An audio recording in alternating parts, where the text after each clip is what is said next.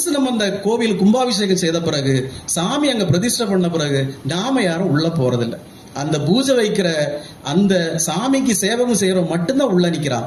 அதுக்கு பிறகு நீ வெளியே நின்று அந்த பூஜை பண்றவனுக்கு குடைச்சல் கொடுத்துட்டே இருந்தேன் வைய, அவனை குற்றம் சொல்றது, குறை சொல்றது, அவனை திட்டுறது, அவனை ஏதாவது பண்ணிட்டு இருக்கிறது, அவன் தப்பே பண்ணா கூட இருக்கட்டுமே, அவனை பூரா திட்டிக்கிட்டே இருக்கிறது என்ன ஆகும்னா, அவன் பூஜை வைக்கிறப்ப பூதா அம்பாளுக்கா இருந்தாலும் சரி, பகவானுக்கா இருந்தாலும் சரி, பகவானே என்னை காண விட மாட்டேங்கிறானுங்க, திட்டிக்கிட்டே இருக்கானுங்க, தொல்லை பண்ணிக்கிட்டே இருக்கிறானுங்க.